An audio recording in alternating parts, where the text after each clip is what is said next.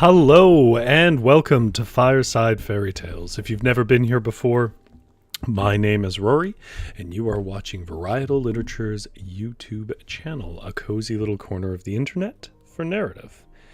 If you are watching this live, I apologize for being late.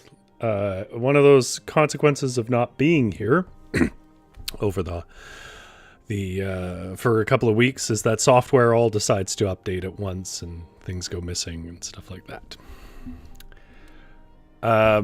Did anyone else's screen just freeze? Well, I certainly hope not. Hopefully the audio's good and all of that. Hopefully nothing about the updates has ruined anything. This fragile thing we call streaming. If you are not watching this live, though, good news. You don't have to listen to any of this. Down in the description below, there will be timestamps, and they will take you to the beginning of the stories that we're reading tonight.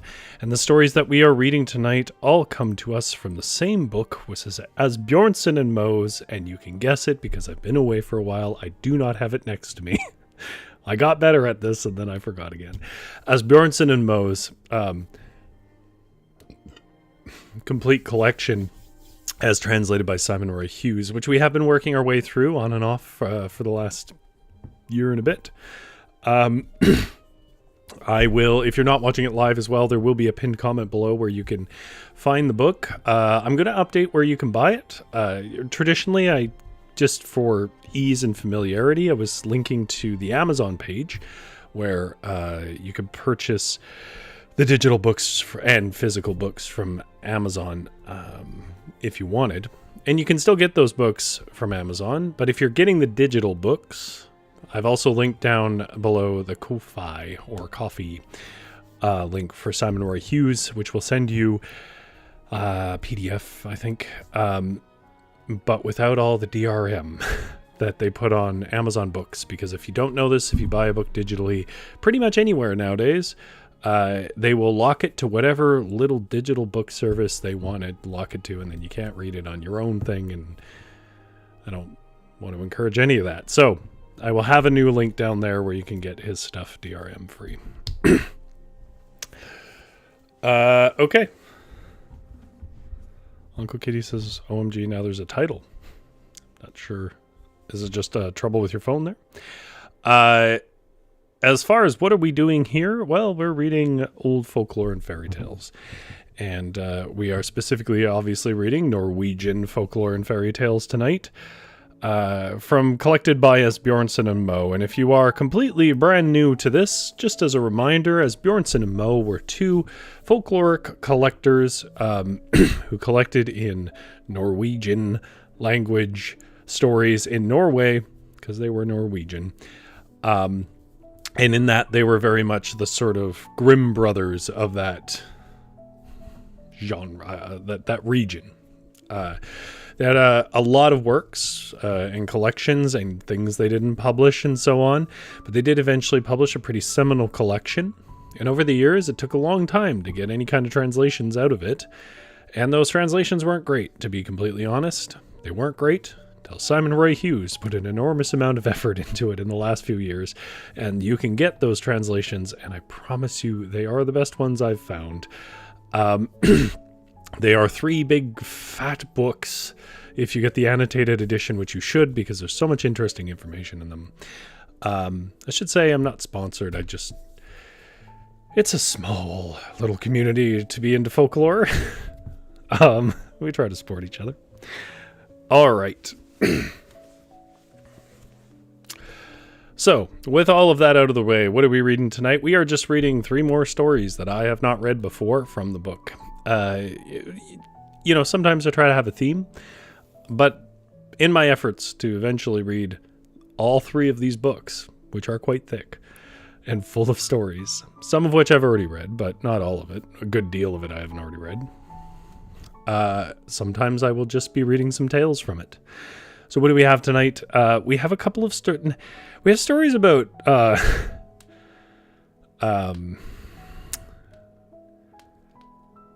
woman not faring well for no good reason, really. And then one sort of oddball story about 7 horses that we'll talk about. The last story tonight is perhaps the most arbitrary and pointless story I've ever read. I mean, it's funny It's also equal parts cruel for no good reason, and it has a completely unsatisfying ending. So look forward to that. All right. Let me just check one thing here. As far as the chat goes, I see that there was lots of chatter. Maybe I missed it. I see Uncle Kitty, GS, Tammy Morelli. I know I saw Genera a little bit there. I think I saw Lizzie Rose. I know Jumstore was in there. Hopefully I didn't miss anybody else. It's really good to see you folks. I hope the new year is treating you well. Although I would gamble it's probably not treating you great, because it is a difficult time. Which is why we have stories. I noticed that the chat was quite busy and then it stopped. So let me know if the chat's still working, by the way. Or if something has broken more fundamentally. Okay. Well, I won't waste any more of your time. Oh, there's Jumpstore. Happy New Year, Rory. Happy New Year, Jumpstore. I won't waste any more of your time. We'll get to the stories. It is unseasonably warm here. So I'm going to have some rain.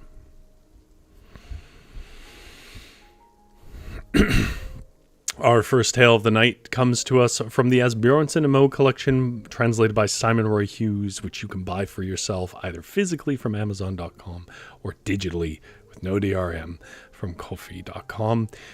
Link down in the pinned comment below. And the first story we're reading from it is called Little Goosegirl.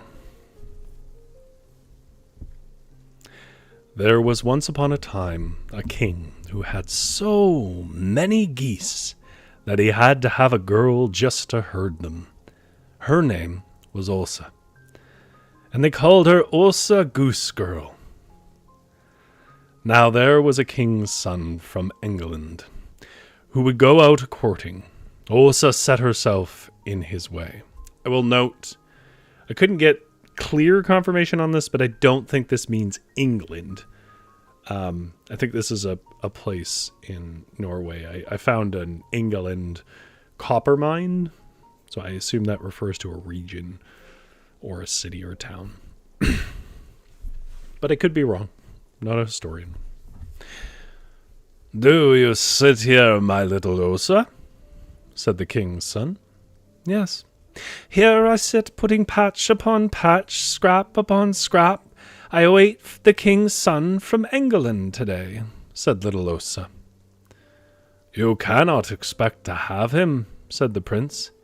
"Indeed, if I am to have him, then I shall have him," said little Åsa.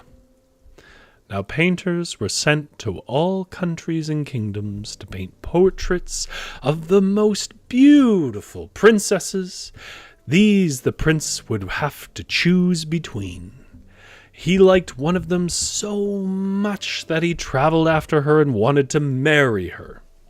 And he was both glad and content when he made her his sweetheart, but the prince had a stone with him, which he laid before his bed, and that stone, it knew everything, all things.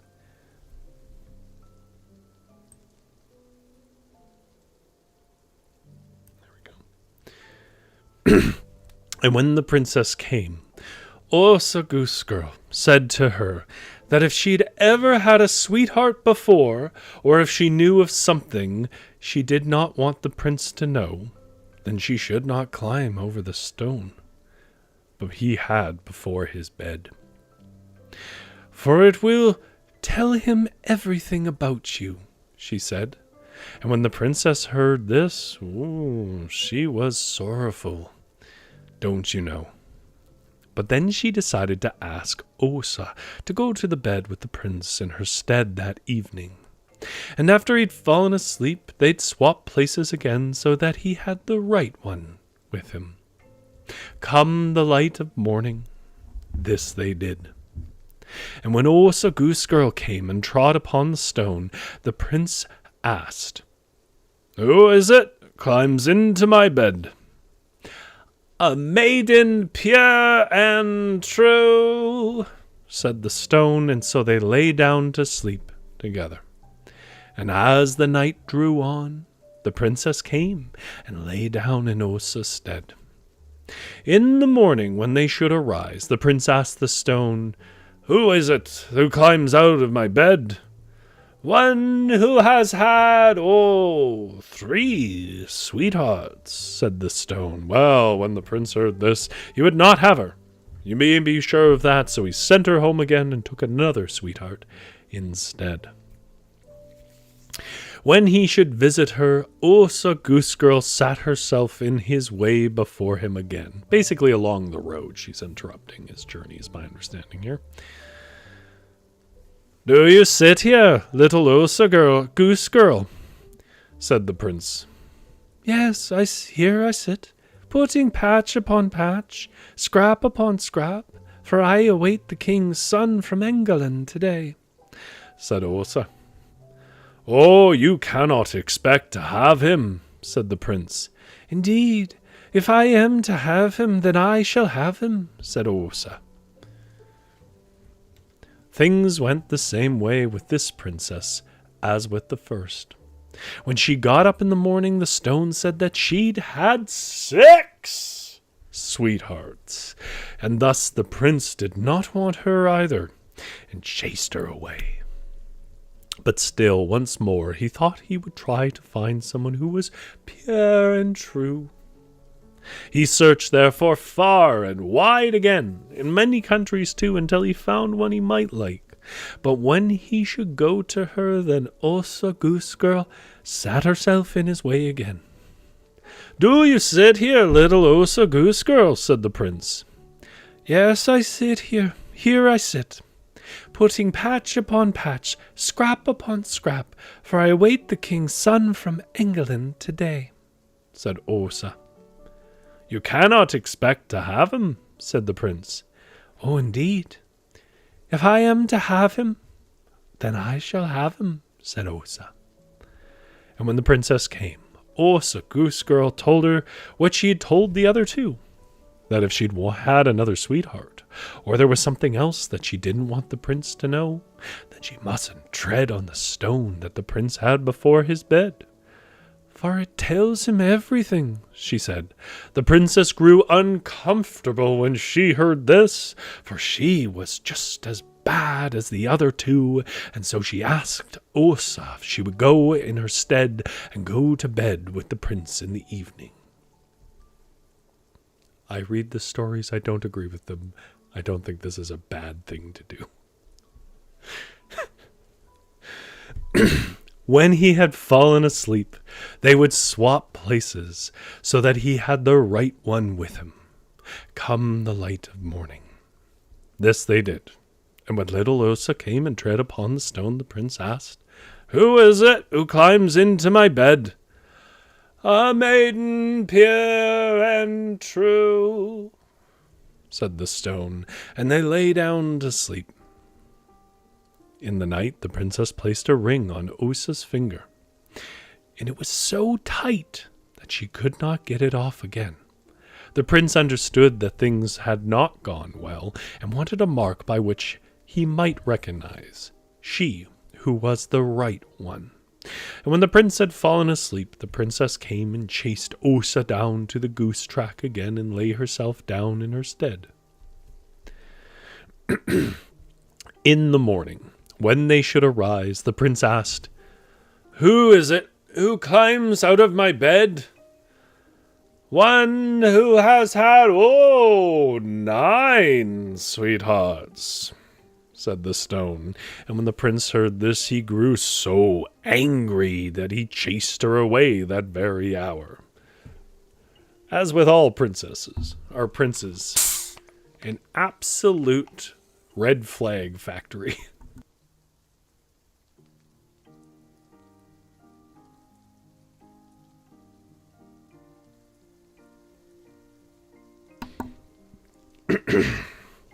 When the prince heard this, he chased her away, being the toxic little man he is.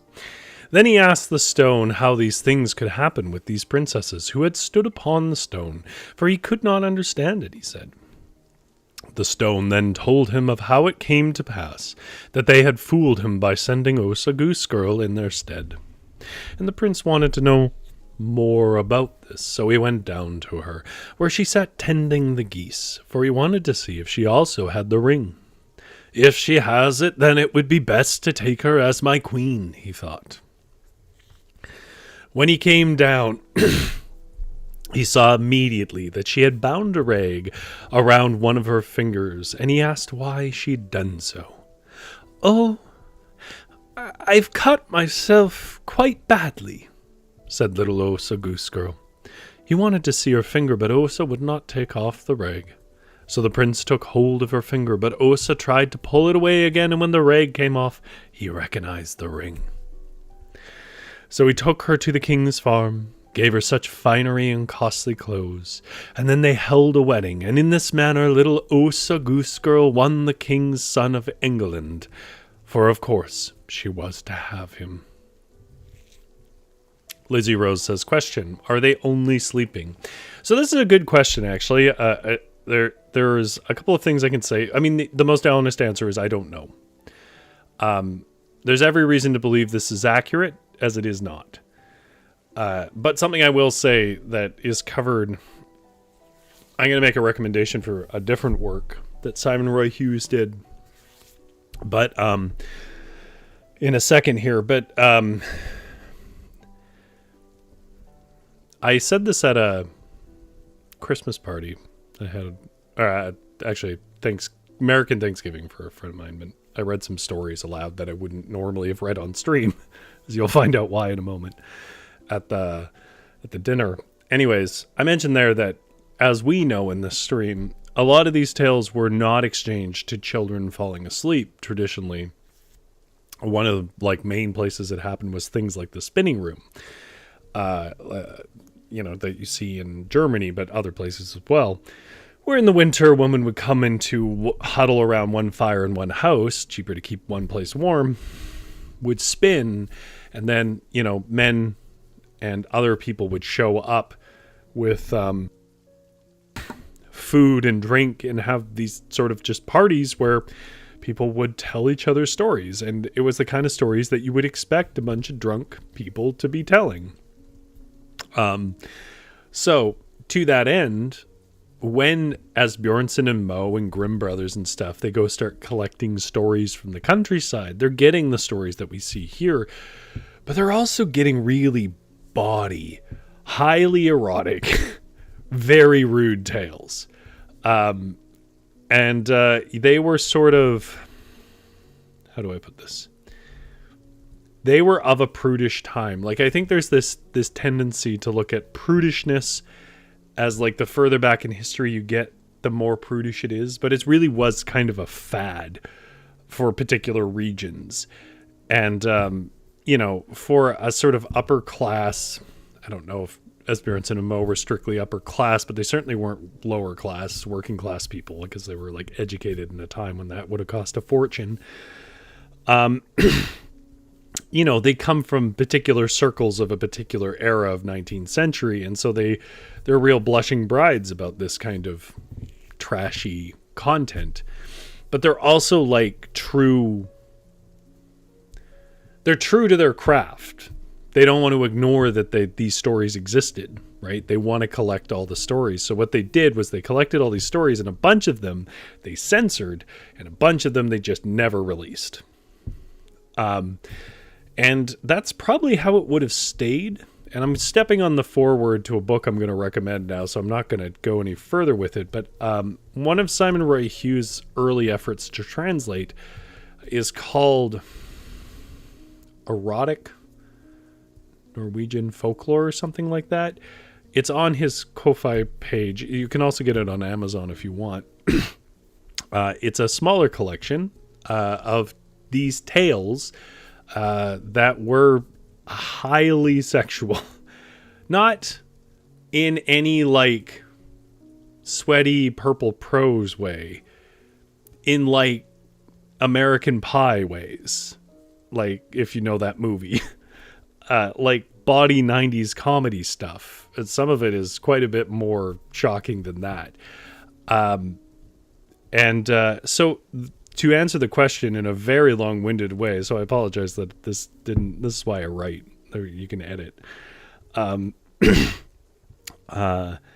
Lizzie, the truth is, it is entirely reasonable to assume that some version of the story that he collected was a lot more forthcoming about the idea that he was sleeping with these people. That was the understanding. But it could also be the case that wasn't what it was about. It's hard to say when, people impose a certain morality on the tales they collect, but that's what they did. Whether you can say it's them who did it, though, is questionable, because it also was a question of what would the publishers even publish if they wanted to be more forthcoming about it. Anyways, I will stop rambling. Hopefully that's interesting. But I really do recommend that book. I mean, obviously, if you're a person who really cannot handle some pretty raunchy stuff, maybe don't. I did read one tale from that collection once, many years ago. So, I don't know. My guess, though, just based on pure speculation, is the assumption here is they were sleeping together. Though, if that was the case, why does The Rock still announce her as not having had a sweetheart if she has slept with him the previous 2 times or whatever? So I don't know. Jumpstart says, we love your rambling, Rory. I think it might just be a very small group of people who do, because traditionally the algorithm feedback I get is that is not the case. All right. I do want to show this picture, and I'll describe it if anybody's unable to look at it at the moment for one reason or another. It's also Goosegirl, and she is standing in just an unsettlingly large amount of geese. They sort of disappear into the hatch. It's a kind of hatched style line, black and white line drawing. And there's like geese in the front, and then they just sort of melt into the hills in the back. And I don't know if the implication is that hill is made of geese, but that's how I'm choosing to read it. But a rather lovely looking woman with dark hair, soft features, and humble clothes. Appropriate to the era, sort of an apron over a skirt. And she's sort of cast aside and looks... Honestly, she looks almost evocative of some of the portrayals I've seen of the Virgin Mary. I don't know if that's an intentional thing here.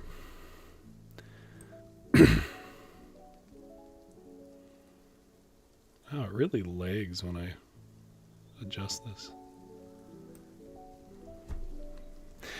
Okay.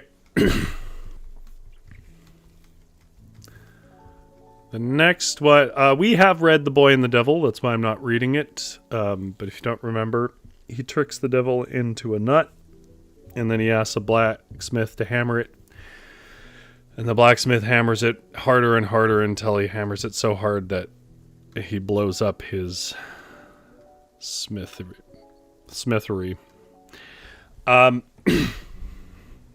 Okay. Let's do a little bit of wind.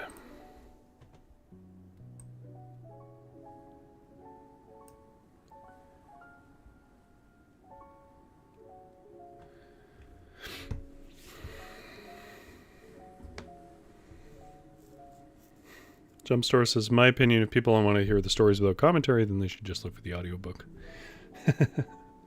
Fair enough. Yeah, I mean, I guess I am not trying to accomplish audiobooks here. I think my goal was, I'm not educated and smart enough on this stuff to be like a true commentator. But my goal was has always been for it to feel more like how a parent might tell a kid a story or something like that. Or like if I was in the spinning room, what would it sound like? What would we talk about? I assume people would respond to the things they heard and stuff like that. That was always kind of my goal.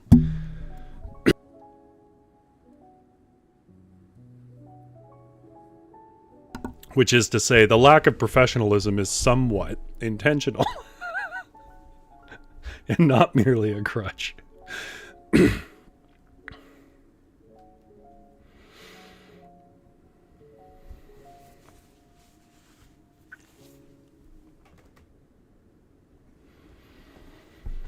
Our next tale is called The Seven Foals, which comes to us again from the Asbjornsen and Momu complete collection, translated by Simon Roy Hughes, which you can buy at the links pinned in the top comment below if we are no longer live.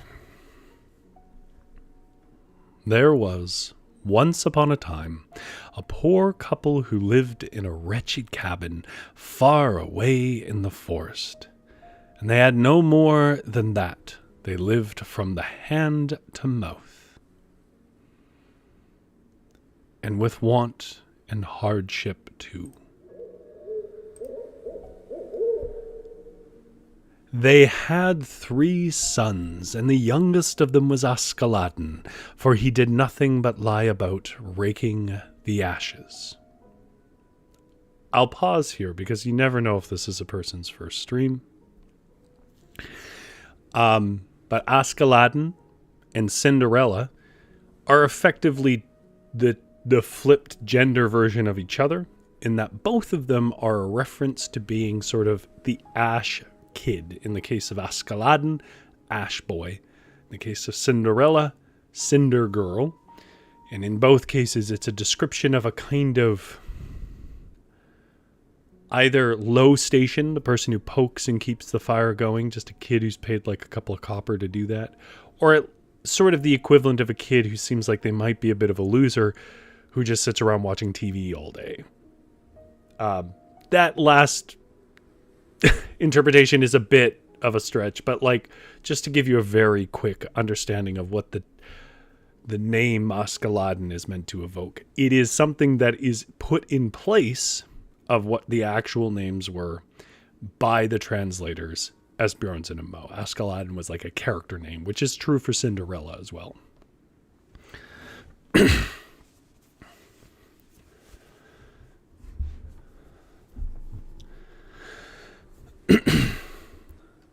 One day, the eldest boy said he wanted to go into service. He was immediately allowed, and so he went out into the world. He walked and walked all day, and when evening came, he arrived at a king's farm. The king stood on the stairs and asked where he was going. "Oh, I'm just looking for somewhere to go into service, father," said the boy.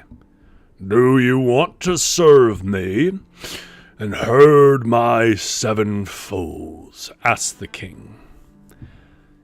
"If you can herd them a whole day and tell me in the evening what they eat and drink, then you shall have the princess, half the kingdom. But if you can't, then I shall cut 3 red stripes into your back." Whipping him, in other words. Well, the boy thought this would be easy work. He could certainly manage it, he said. And there's a little drawing here. Oh, these very simple, evocative, sort of black and white line drawings are so sweet. This drawing is of a boy chasing 2 horses, although in the distance we can see at least 4 more, over a hill as they run easily away from him, foreshadowing where the story is going. When the day had dawned the next morning, the stable master slipped the 7 foals. They ran away, and the boy ran after them, and it may well have been that they went over mountain and valley, through bushes and scrub. As the boy had run like this for a good while, he began to grow tired, and after he had continued a while more, he was done with all his herding, and just like that, he came to a mountain cleft, in which an old woman sat, spinning on a drop spindle. And when she saw the boy running after the foals until the sweat ran off him, the woman shouted, "Come here! Come here! My dear son, and I shall nitpick you. Well, the boy would like that. He sat in the mountain cleft with the woman, laid his head in her lap, and then she nitpicked him all day while he lay there lazily. As evening drew close, the boy wanted to leave. I may as well wander straight back home, he said, for there is no use in going to the king's farm. Stay a little in the dark, said the woman, and the king's foals will come before us here. Then you can run home with them again. No one knows that you've been lying here all day instead of herding the Foals. And when they arrived, she gave the boy a water jar and a patch of moss. He should show the king these, and say it was what the 7 foals ate and drank. Have you now been herding faithfully and well all the day? Said the king, when the boy appeared before him in the evening. Yeah, certainly I have, said the boy. Then I suppose you can tell me what my 7 foals eat and drink, said the king. Well, the boy showed him the water jar and the patch of moss he got from the woman. There you see their food, and there you see their drink, said the boy. And then the king understood how he had herded, and he grew so angry that he commanded he should be chased out again that very moment. But first they should cut 3 red stripes into his back and rub salt into them. And when the boy returned home, you can imagine how it was to meet him. He'd gone out into service once, he said, but he would never do it again. The next day, the second son said he wanted to go out into the world and try his luck. His parents said no, and bade him look at the brother's back. But the boy did not give up. He insisted, and at length he was allowed to go, and so he set off. What's the parents' plan there, really? Your brother's a screw-up, so we're just going to take care of you forever? When he had walked all day, he too came to the king's farm, and there was the king, standing on the gallery. He asked where he was going, and when the boy replied that he was looking for somewhere to go into service, the king said he could serve him and herd his 7 foals. And then the king set the same punishment and the same wages for him as he had set for his brother, though he did not know they were brothers. Well, the boy was immediately willing. He went into the service with the king, for he would be able to take care of the fools and tell the king what they eat and drank. At least that's what he said and assumed at the time. But in the light gray of morning, the stablemaster slipped the 7 foals, and they ran off over mountain and valley with the boy behind. But things went just as well with him as with his brother. When he had run after the foals a long, long time, so that he was both sweaty and tired, he passed by a cleft. And there's a picture here in this time, a hunched over woman with a sort of fattened bottom lip and a crooked long nose and a hood, huddled up against a cliff on a narrow edge, and she has a sort of rod that's wrapped with shaggy hair, what they call a spindle, a drop spindle specifically, a sort of very rustic way of trying to make thread. An old woman was sitting there, spinning on a drop spindle, and she called to the boy, come here, my dear son, and I shall nitpick you." This seemed good to the boy.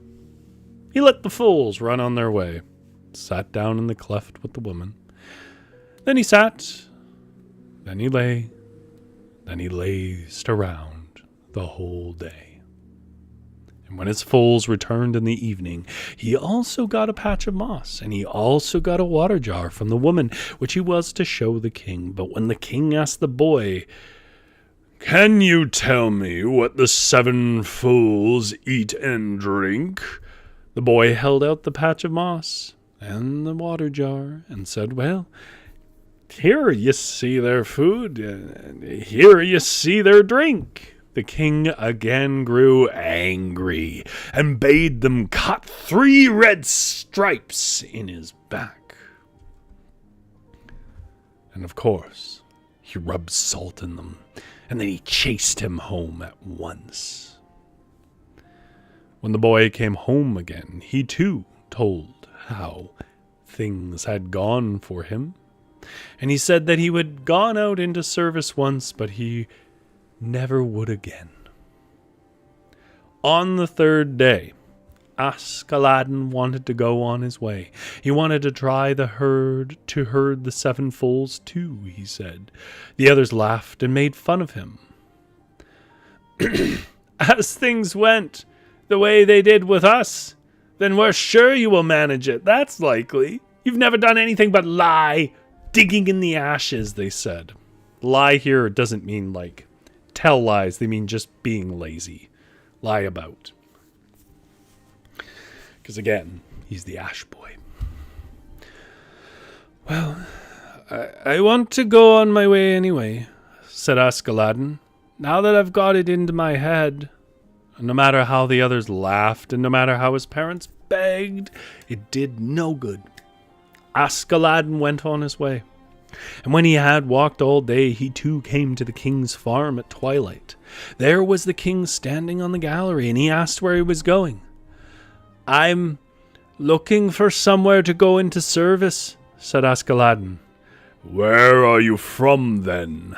Asked the king, for now he wanted just a little better understanding before taking anyone into his service.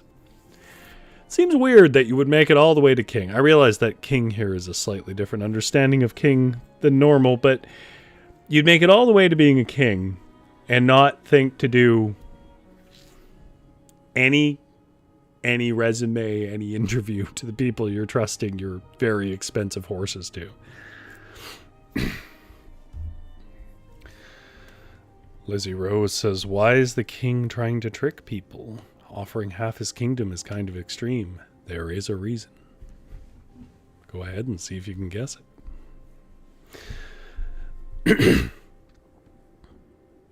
Askeladden told him where he was from and said he was the brother of the 2 who had herded the king's 7 foals.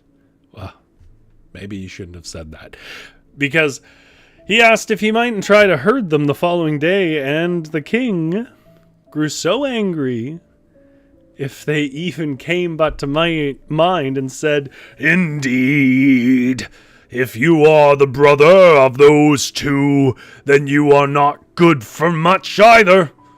I've had enough of that sort. Yes, but since I've come here now, I might as well try it too, said Askeladden.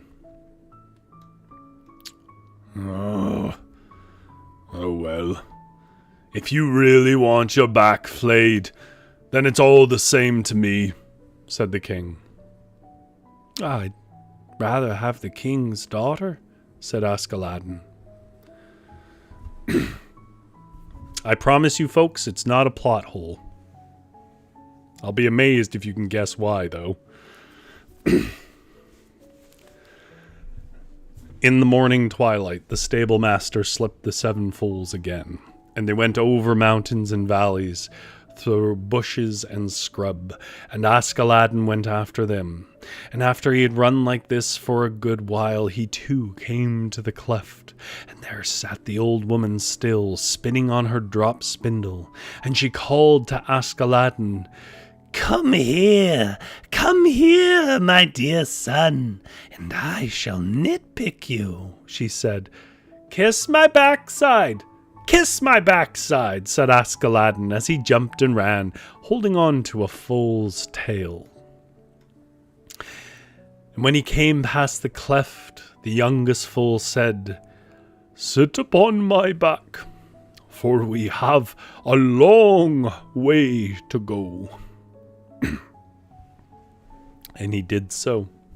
And then they traveled a long, long way more.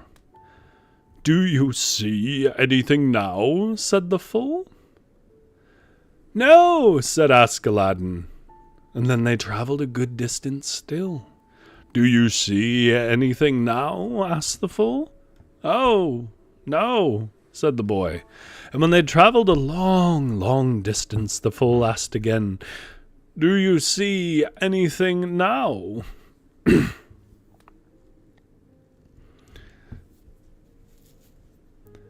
"Yes, but I think I see something white," said Aladdin. "It looks like a great big birch stump." "Yes, we'll be going in there," said the foal. And when they came to the stump, the oldest foal broke it aside. And then there was a door where the stump had stood. Inside was a small parlor, and in the parlor was nothing but a small hearth and a couple of stools. But behind the door hung a large, rusty sword and a small jar. "Can you wield the sword?" asked the fool.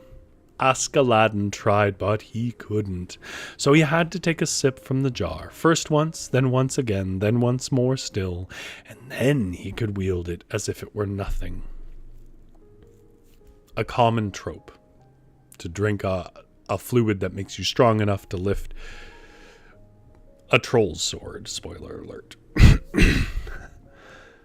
"Yes, now you have taken the sword with you," said the fool. "You shall cut off the heads of all 7 of us with it on your wedding day, and then we will be princes again, as we were before, for we are brothers of the princess.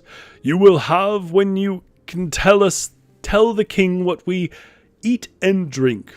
A foul troll has thrown this form on us, and when you have cut off our heads, be careful to place each head by the tail of our body on which it sat, and the magic will have no more power over us." Well, Aladdin promised, so they went on. Believe it or not, also a common trope, cutting off the head of a helpful animal, freeing them from a curse. And when they had traveled a long, long way, the fool asked, "Do you see anything?" "No," said Aladdin. So they traveled for a good while still, and now, asked the fool, "Do you see anything now?" "Oh, no," said Aladdin. And then they traveled many, many leagues more, both over mountains and valleys. "Now then," said the fool, "don't you see anything yet?" "Ah, yes," said Aladdin. "Now I see something like a strip that glows blue, far, far away." "Yes, that's a river, that is," said the fool. "We shall cross it." Why are the protagonists of so many folklores just the dumbest people? Did he not know what a river was? I know he sits around staring at ashes, but surely he's seen a river. Maybe not, I don't know. Anyways, a beautiful long bridge crossed the river, and when they were on the other side, they again traveled a long, long distance. And then the fool asked again if Aladdin couldn't see anything. Well, this time he saw something dark, far away, as if it were a church tower. "Yes, we'll be going in there," said the fool. And when the fools entered the cemetery, they became human again, and looked like kings' sons, with such fine clothes that they gleamed. They went into the church, and there they received bread and wine from the parson who stood before the altar. Aladdin also went in, but after the parson had laid his hands on the princes and had given them the blessing, they left the church again, and Aladdin did so too, but he took with him a bottle of wine and a loaf of altar bread. And as soon as the 7 sons of the king came out into the cemetery, they turned into foals again. Then Askeladden sat on the back of the youngest, and they went back the same way they'd come, but much, much more swiftly. First they travelled across the bridge, then past the stump, then past the woman who sat in the mountain cleft spinning, and they went so swiftly that Askeladden could not hear the woman calling for him, but even so he heard enough to understand that she was terribly angry. It was nearly dark when they returned to the king's farm in the evening, and the king himself stood in the yard waiting for them. "Have you herded faithfully all day?" said the king to Askeladden, obviously assuming he had not. Chat is making me laugh. "I have done my best, I have," said Askeladden. "So, can you tell me what my 7 foals eat and drink?" asked the king. Askeladden took out the altar bread and the bottle of wine and showed the king.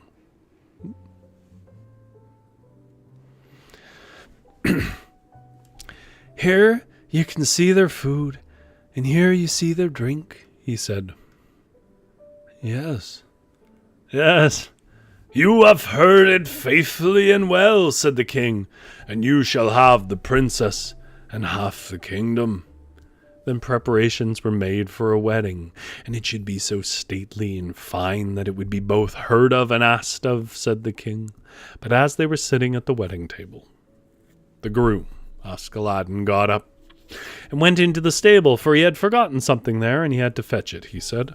And when he came down, he did as the fools had said, and cut off their heads, all 7 of them, first the oldest, and then all the others, according to their age. And then he took care to put each head by the tail of the foal it had been sitting on. And as they did so, they became princes again. And when he came back to the wedding table with the 7 princes, the king was so happy that he both kissed and patted Askeladden, and his bride loved him even more than she had before. Like how that's not been established. "You have half the kingdom now," said the king, "and you will receive the other half after my death. For my sons, they can procure themselves lands and kingdoms now that they have become princes again." So it may be that there was joy and fun at the wedding. Now I was also there, but no one else gave me a thought. I got nothing but a slice of bread with butter on it, and I put it on the oven, and the bread burned, and the butter ran, and I never had a crumb. I don't know what that little ending is, but it charmed me so much when I read it. Janera says, "Yeah, that's called water." Uncle Kitty's like, "Oh my God, there's fire in the sky." That's the sun, you fool. Yeah, basically, right? "I see something blue ahead." Yeah, well, that's a river. The sons did get screwed over. They get cursed. And then their dad's like, "Oh, that's great. You're on your own."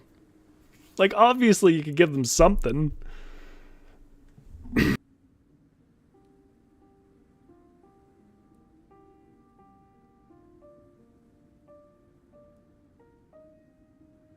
Lizzie Rose is lamenting the loss of bread.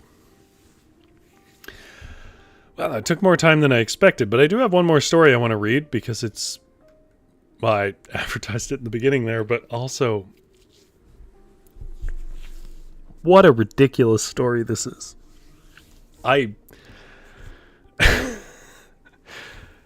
This story's about nothing, frankly. I mean, I guess in some sense it's about one of the dumbest girls in folklore history. And just a bunch of people who are really mean to her.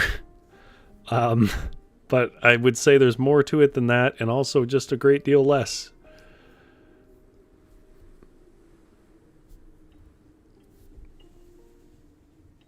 Oh.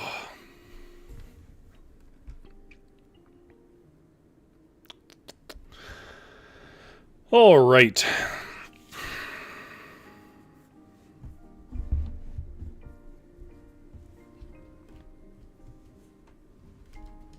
Sorry, I'm just adjusting a few things here.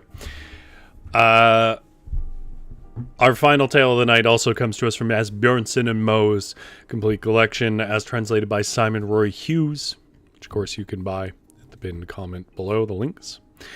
Janera says we just had the dumbest boy in folklore history. Oh, I don't know. There might have been dumber. Been some low bars. And this story is called Gidske or Gidske. Yeah, it's about a very unintelligent person and all the people that are mean to it. There was once upon a time a widower. He had a housekeeper who was called Gidske.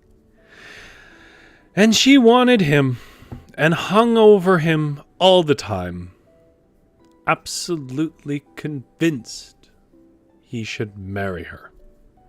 But in the end, the man grew so weary of this that he did not know what he should do to be rid of her. The season was between the mowing and the harvest, when the hemp was mature and ready for reaping.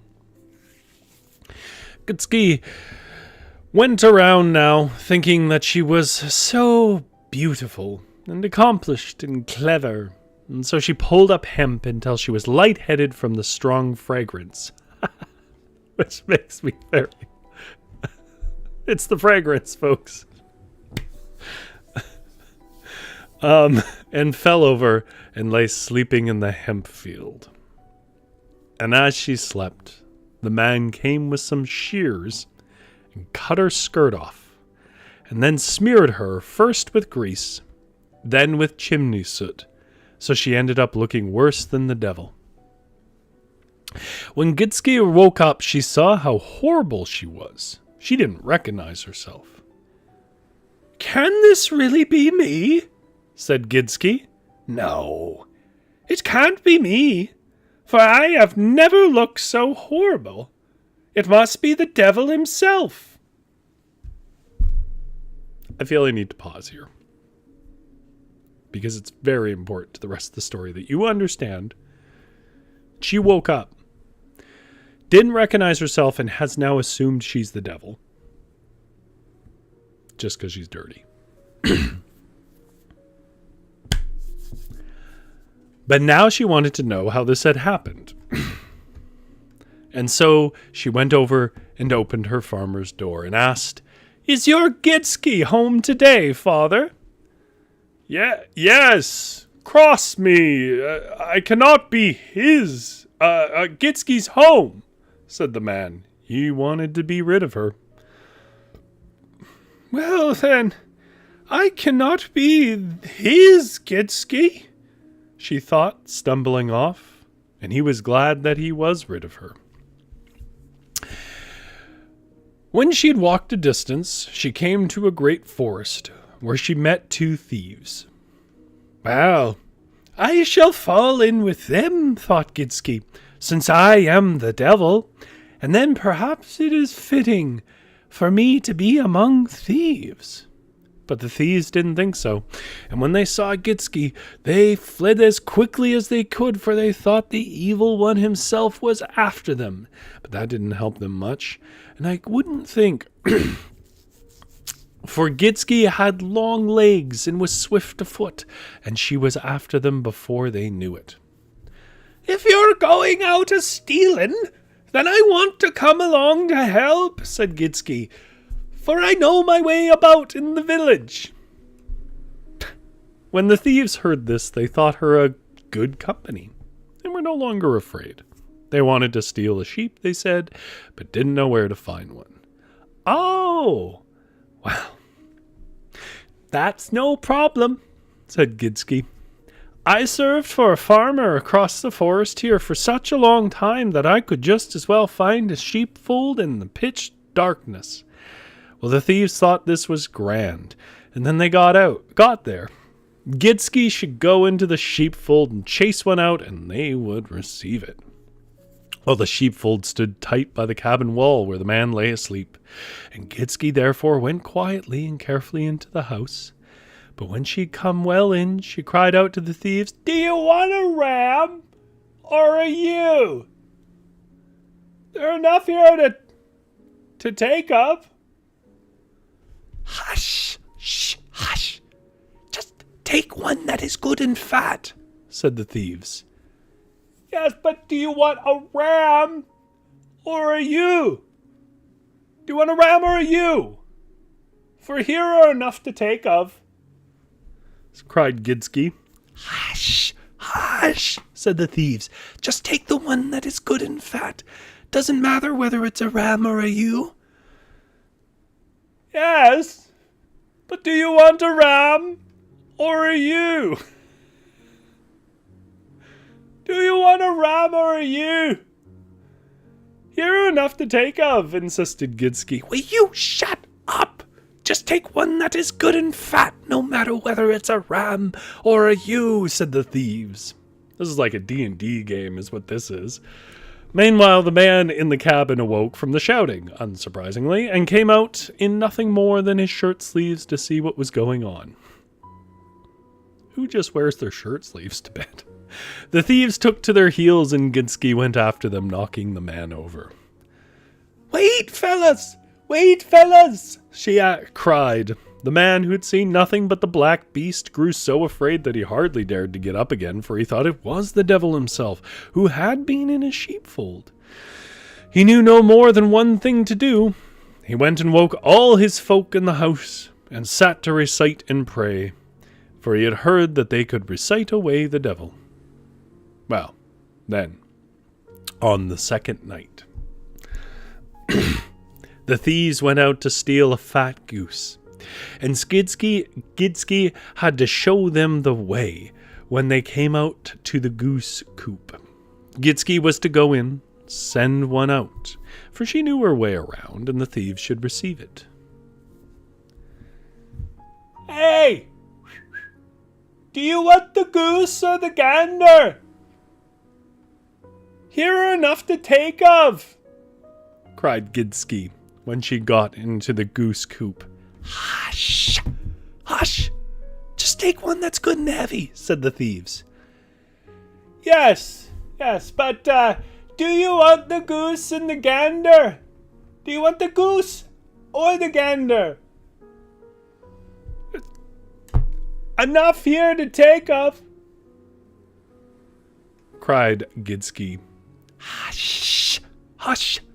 Just take one that's good and heavy, and it doesn't matter whether it's a goose or a gander or whatever, and shut your face, they said. While Gidske and the thieves shouted about this, one of the geese began to then another began to honk, honk, honk. And just like that, they were all honk, honk, honk, honk, honking at each other. The man came out to see what was going on, and the thieves ran off as quickly as they could. Gidske went after them so swiftly that the farmer thought it was the black devil, for her legs were long, and she wasn't slowed by her skirt. Wait, little fellas, cried Gidske. You could have had what you wanted, whether goose or gander. But they didn't have occasion to stop, they thought. On the farm they began to read and pray, both old and young, for they thought the devil had surely been there. As evening fell on the third day, they were so hungry, both the thieves and Gidske, that they didn't know what to do with themselves, so they decided to go to the stabber of the rich farmer who lived on the edge of the forest and steal themselves some food. And we've talked about this before, but stabber is like a storehouse. So to have cured meats, breads, things like that. When Gidske now came inside, the stabber was full of everything, both meat and flesh and sausages and pea bread. The thieves hushed her and bade her just please, just throw out some food, whatever you see. Just grab it, throw it, doesn't matter what.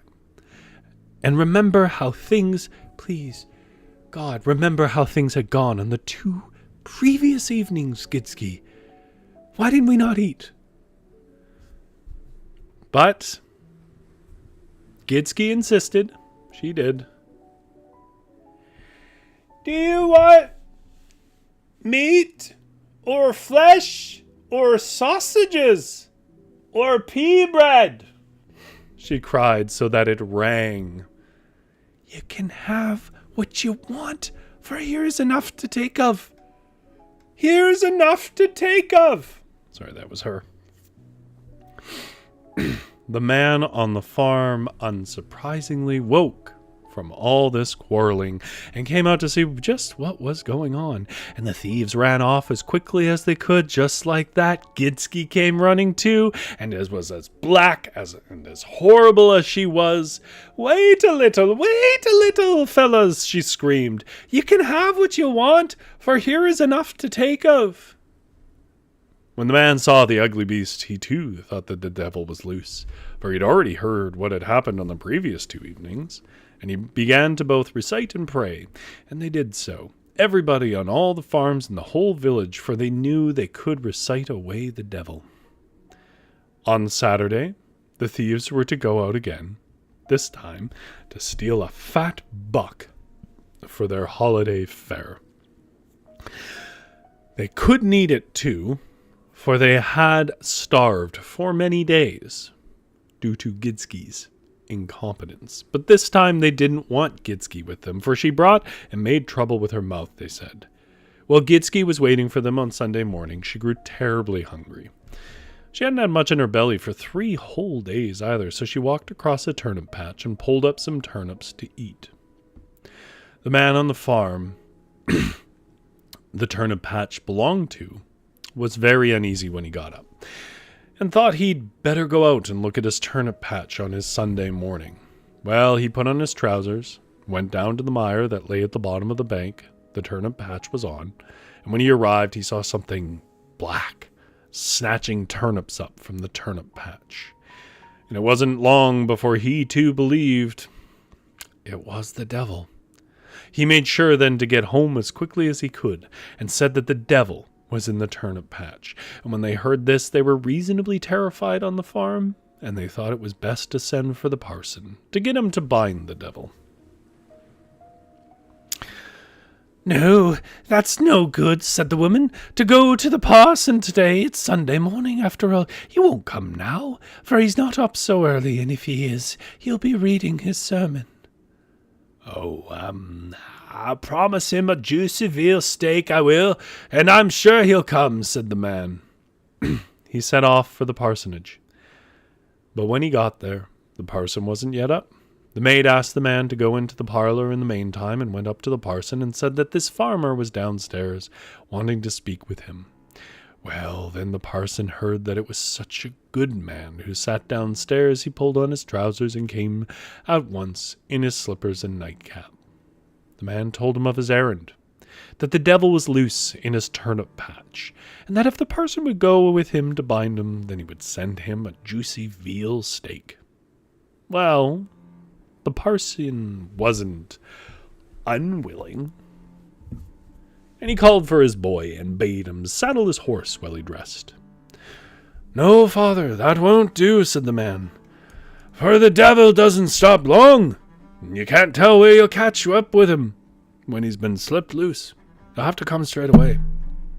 Well, the parson went with him as he stood, walking in his nightcap and slippers. And when they got to the mire, it was so soft that the parson couldn't cross it in his slippers. And the farmer then had to put him on his back to carry him across. And he stepped carefully enough on a stump here and a tuffet there. But when they got to the middle, Gidske saw them. She thought the thieves were returning with the buck. "Is he fat? Is he fat? Is he fat?" she screamed so that it rang in the forest. "The devil knows if he's fat or lean," said the man when he heard it.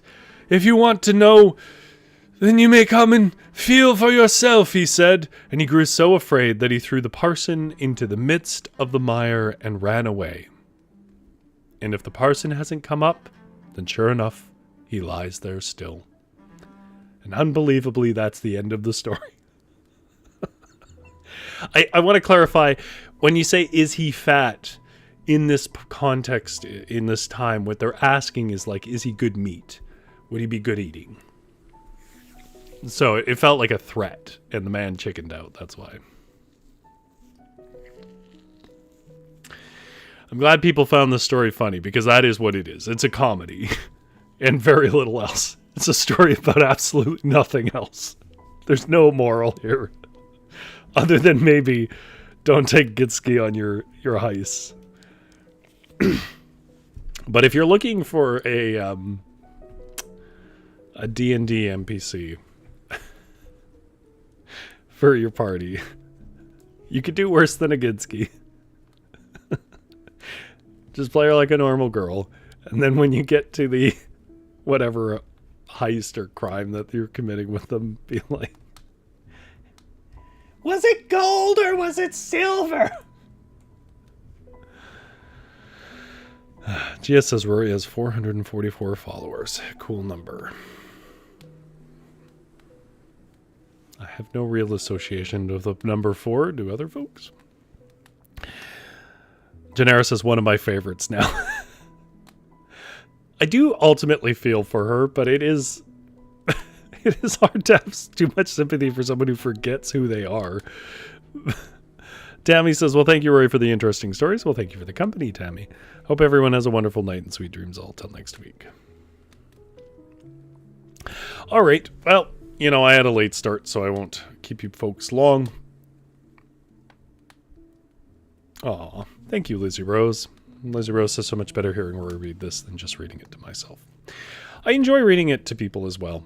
I find that when I read to myself, there's bits and pieces that don't come across. But you find like tone and meaning and stuff when you read these stories aloud. Daenerys says, low-key reminds me of this mouse character from one of the RPG channels I watch. Mipsy, I think, is her name. Mipsy is a familiar name.